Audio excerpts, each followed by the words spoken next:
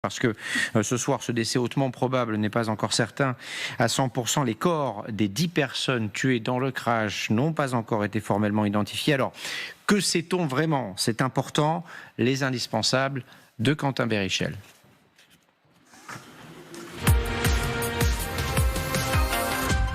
Bonsoir Quentin, merci d'être avec nous. D'abord sur l'accident, de quoi est-on certain ce soir? Eh bien, ce que l'on sait, Thomas, ce soir, c'est que selon les données radar, le jet privé a décollé à 17h45 hier soir de l'aéroport de Tcheremetyevo au nord de Moscou, direction Saint-Pétersbourg. Normalement, un vol de ce type dure environ 1 heure. À bord de l'avion, 10 personnes sont enregistrées, 3 membres d'équipage et 7 passagers. Dans la liste des passagers, Evgeny Prigojine et Dimitri Oudkine, le numéro 2 de la milice Wagner. Les 5 autres passagers sont également des membres du groupe paramilitaire. Le jet, à présent, l'Embraer Legacy 600, était la propriété du groupe paramilitaire depuis 2019 et on sait qu'Evgeny Prigojine empruntait régulièrement cet avion pour se déplacer, notamment après le putsch avorté le 24 juin. Pendant 25 minutes, l'avion est visible sur les radars, puis brusquement, il change de trajectoire vers l'ouest. Regardez cette image captée par un internaute.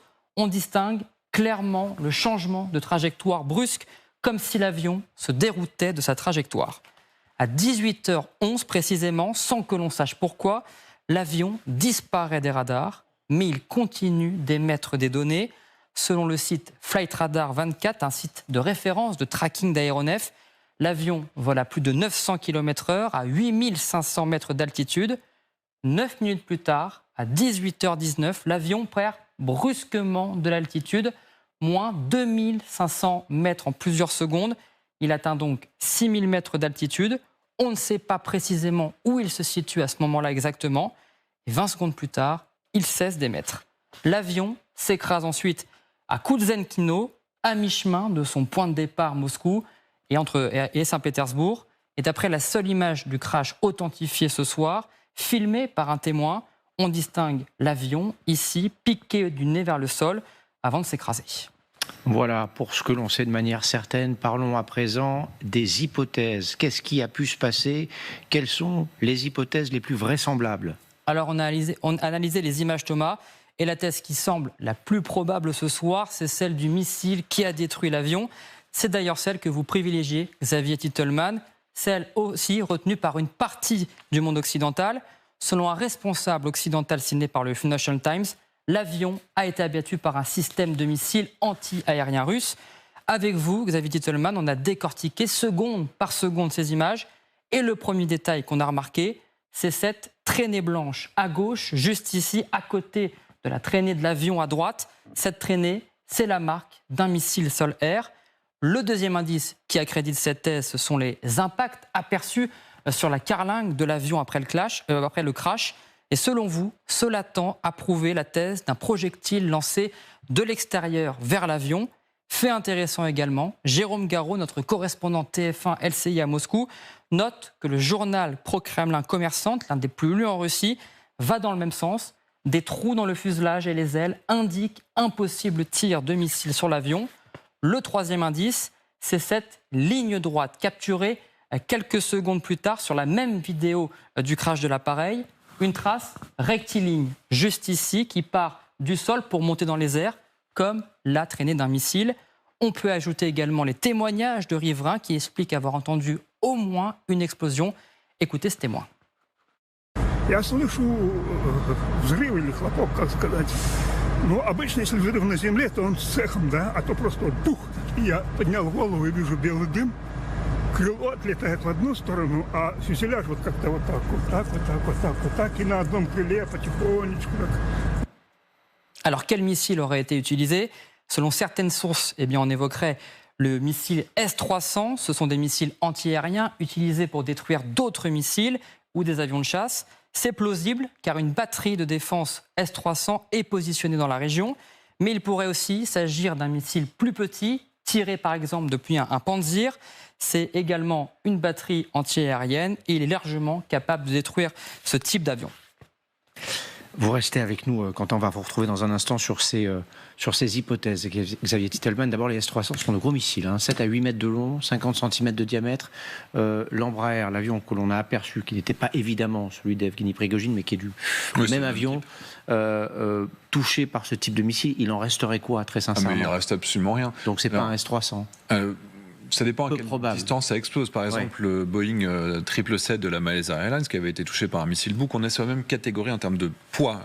Un missile de S-300, ça doit faire entre 1 et 2 tonnes. Donc c'est quelque chose qui est gigantesque, qui a plus de 500 kilos d'explosifs. Ça a envoyé des débris dans tous les sens. Il aurait pu plus se casser que ça. Maintenant, si ça explose à 50 mètres ou à 10 mètres, évidemment, il n'y a pas exactement les mêmes conséquences. C'est le souffle qui provoque le crash. Exactement. Parce qu'en fait, il y a des milliers de petits débris, parce que dans un missile antiaérien, il y a des milliers de petites billes de métal qui vont partir dans tous les sens, et c'est aussi ça qui va contribuer à détruire la cible. On n'a pas besoin de rentrer en collision. Le missile ne doit pas forcément cogner dans sa cible. Il y a des sortes de petites caméras qui analysent autour et qui voient la proximité et qui vont déclencher l'explosion à partir du moment où ils voient leur cible qui est relativement proche d'elle.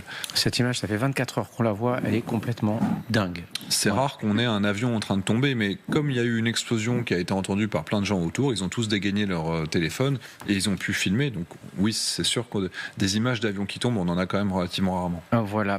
Quentin, évidemment, les missiles, une frappe de missile, c'est l'une des hypothèses, peut-être la principale. Y a-t-il d'autres hypothèses? Et si oui, quelles sont-elles? Oui, il y a également une autre hypothèse, et ce soir, elle est relayée par des responsables américains cités par le Wall Street Journal, la thèse du sabotage. Pour ces responsables américains cités par le journal américain, une bombe a explosé dans l'avion ou une autre forme de sabotage a provoqué l'accident. Cette thèse, elle est également donnée par des comptes Telegram pro-Wagner depuis plusieurs heures.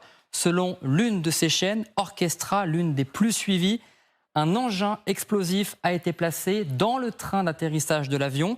Cela suffirait à endommager suffisamment l'appareil.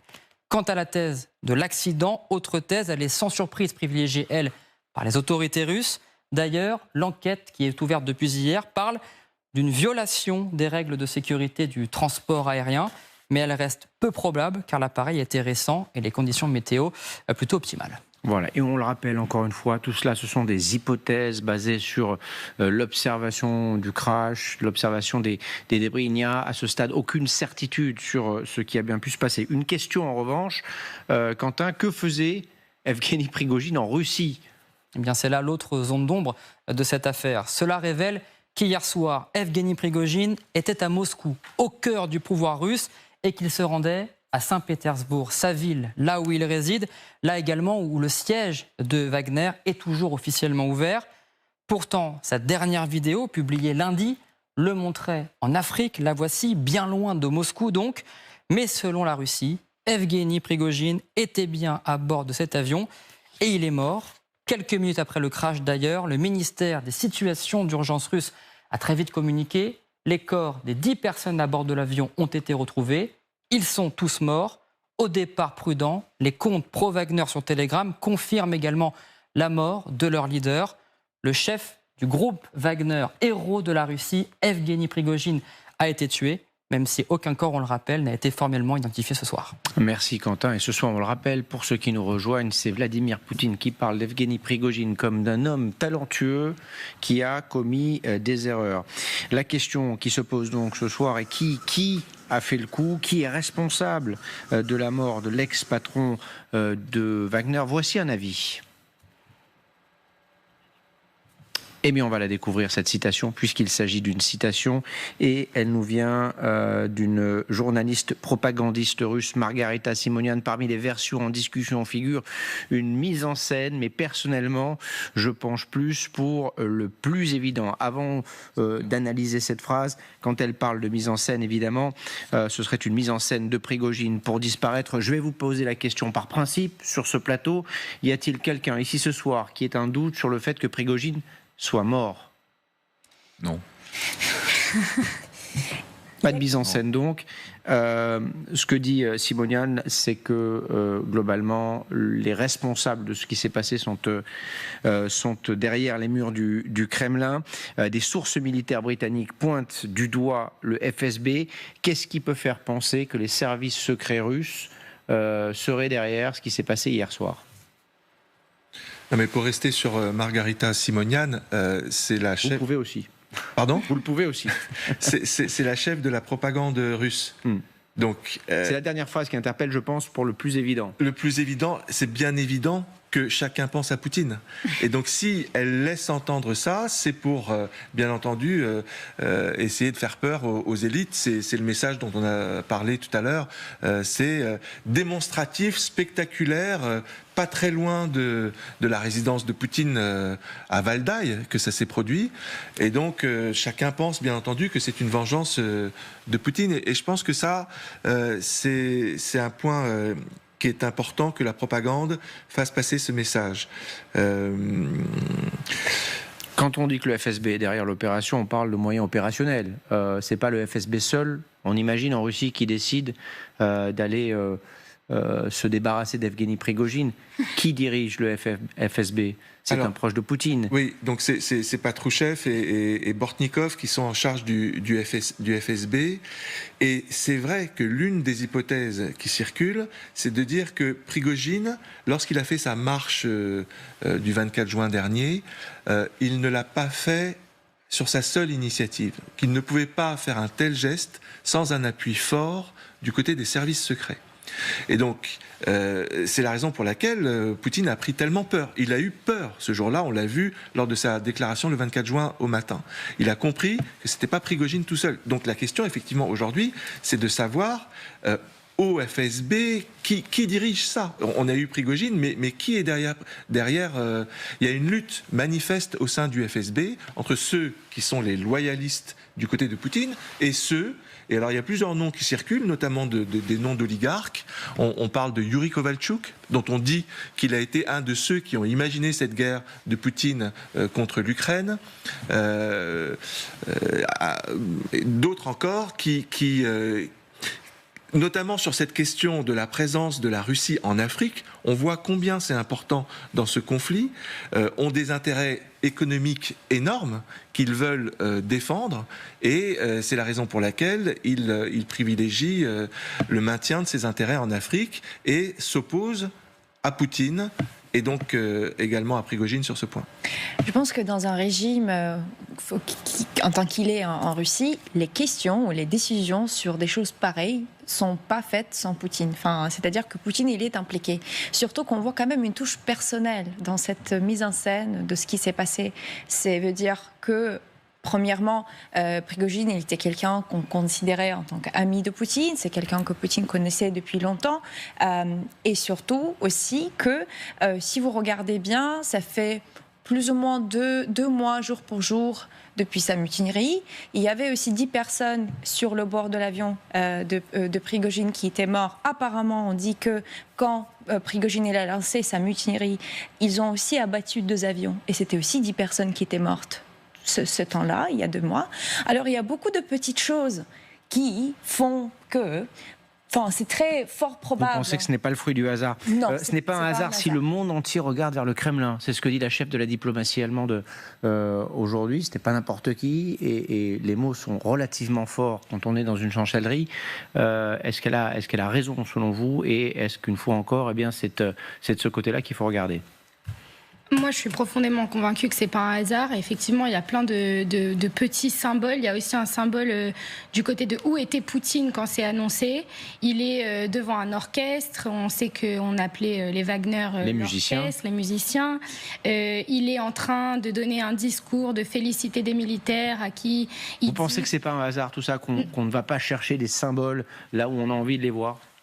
Peut-être que certains des symboles qu'on identifie sont un hasard, mais je refuse de croire que tous les symboles sont un hasard. En plus, c'est le talent de Vladimir Poutine. Vladimir Poutine, il fait des choses et on ne sait jamais si c'était voulu ou si c'était involontaire. Je donne un exemple totalement différent. Quand il avait rencontré Angela Merkel il y a des années, c'était bien connu qu'Angela Merkel était terrifiée par les chiens. Il arrive avec un grand labrador noir. Est-ce que c'est un hasard ? Est-ce que c'est fait exprès pour la déstabiliser? C'est le talent de Poutine, on ne sait jamais. Mais moi, personnellement, je refuse de croire que tous ces petits symboles n'ont pas été mis en scène par lui-même. Les Ukrainiens, ce soir, se dédouanent complètement de toute responsabilité dans la mort de Prigojine. Voici ce que dit leur président Volodymyr Zelensky. По-перше, ми не маємо відношення до цієї ситуації. Це точно. Я думаю, всі усвідомлюють, хто має відношення. Voilà, je vous ai vu sourire. Non, mais c'est le plus évident en fait. Tout le monde sait qui est derrière ça et je pense que ce que Volodymyr Zelensky est Parce en train que ce n'est pas dans leur intérêt de voir Prigojine mort, ils n'ont pas les capacités techniques de le faire, si. Écoutez, on a des choses beaucoup plus importantes à faire. Franchement. Je suis fatigué. Amener un système de défense aérienne, enfin c'est pas une Twingo quoi. Voilà. C'est lourd, faut l'amener à 100 km de Moscou pour tirer. C'est improbable que les Ukrainiens soient impliqués. Non. Si ça avait été une bombe à l'intérieur, éventuellement, on pourrait se poser la question. Mais et un drone. Tellement de choses à faire. Oui, mais on les a vus tellement actifs ces derniers jours avec les drones ukrainiens. Je me fais l'avocat du diable, mais il faut examiner toutes les hypothèses. Bien sûr.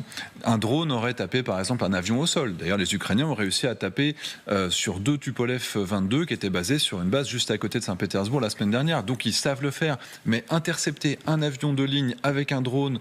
Les drones ukrainiens, même si on les adore, c'est quand même pas des choses qui vont à 900 km/h et qui peuvent intercepter. Donc on n'est pas du tout sur la même catégorie. C'est un calcul de trajectoire, c'est pas vous que je vais expliquer ça. Oui, il faut l'arriver de face. Non, c'est quand même compliqué. C'est compliqué, d'accord. Les hypothèses évoquées ont plus de sens pour vous. Je voudrais vous faire écouter une autre réaction, et pas des moindres, celle du président américain Joe Biden. Écoutez ce qu'il dit suite à la mort d'Evgeny Prigojine. I don't know for a fact what happened, but I'm not surprised. Do you believe? There's not much that happens in Russia that not behind, but I don't know enough to know the answer. C'est ça. Voilà, personne n'a l'air surpris, finalement. C'est assez impressionnant, le point commun entre les dirigeants mondiaux, la population russe, la population ukrainienne, le point commun, c'est que personne n'est étonné. En réalité, ce qui nous étonnait, c'était presque l'absence de réaction de Vladimir Poutine.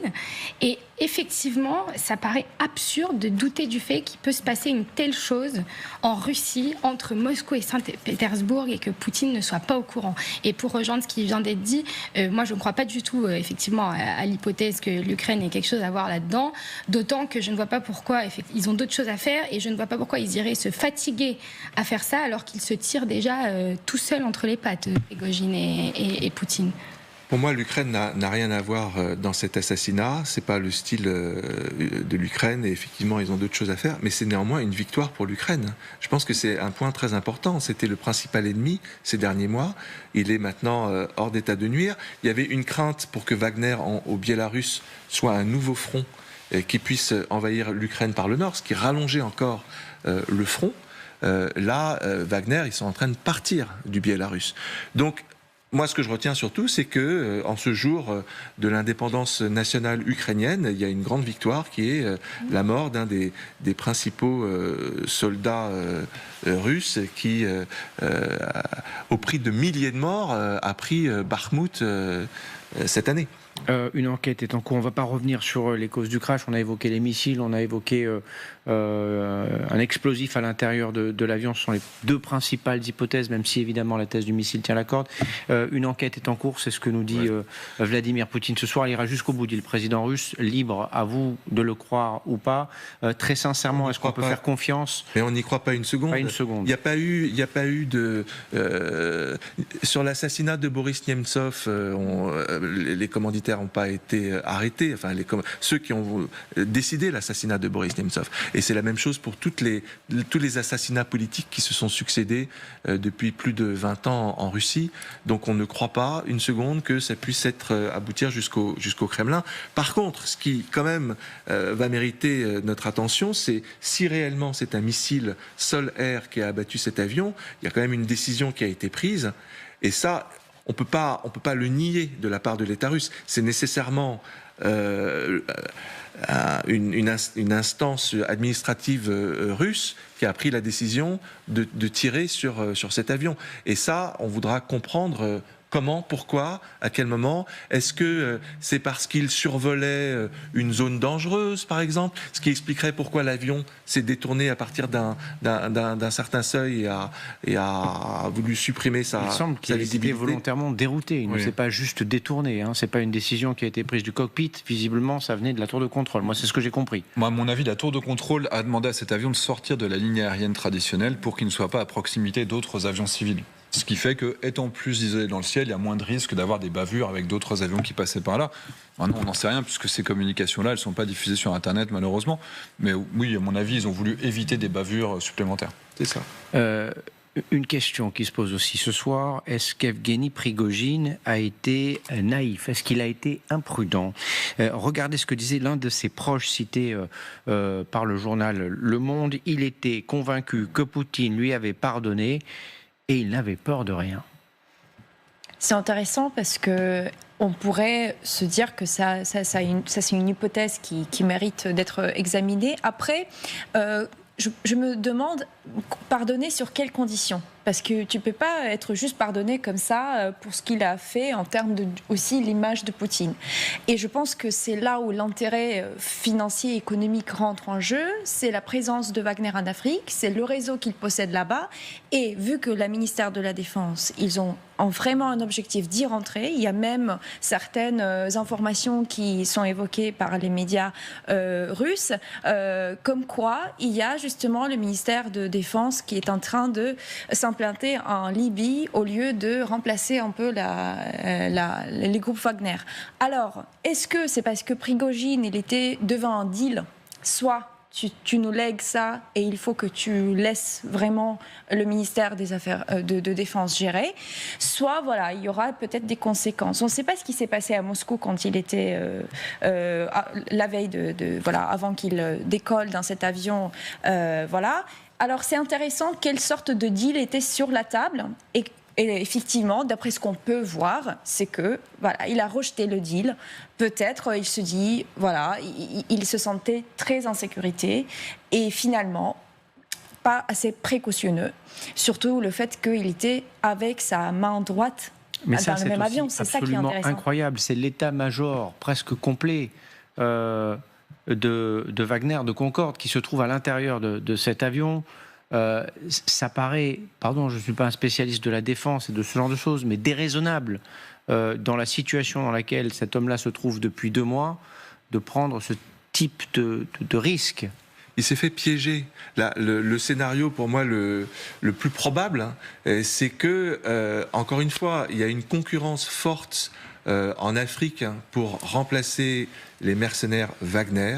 Il y a le général Averianov qui se présente déjà comme le successeur de Prigojine en Afrique. Il y a des milliers de mercenaires et de soldats de l'armée russe qui sont envoyés en Afrique, en Libye, mais aussi en Afrique de l'Ouest. Il y a des Tchétchènes. Enfin, et donc, Prigojine, il voit tout ça. Et il se dit, mais là, je suis en train de me faire griller. Poutine ne respecte pas sa parole donnée le 24 juin. Je n'ai plus qu'une solution, c'est de le rencontrer. Et Poutine, bien entendu, lui tend un piège en lui disant, tu viens avec Outkin, tu viens avec la direction de Wagner, et là, on en discute. Et ça a été fatal pour lui. Mais je dirais qu'il avait pas d'autre choix que d'aller défendre c'est un continent, l'Afrique. C'est des milliards en termes de revenus pour le Tcheveka Wagner. Donc, il a été aveuglé par l'argent, parce que c'est ça qui interpelle, c'est cette possible naïveté. En début de semaine, il publiait une vidéo dans laquelle on le voyait sur ce qui est probablement le sol africain. On ne sait pas précisément où, peut-être au Mali, lorsque l'on voit les véhicules et les motos derrière, c'est possible, on ne sait pas. Il détaillait le nouveau rôle qu'il allait jouer pour la Russie. Mais oui, il se présentait plus poutinien que Poutine. Voilà, je vais défendre les intérêts de la Russie. C'était le nouvel ambassadeur russe sur le continent africain. Est-ce à dire qu'il n'a rien vu venir ?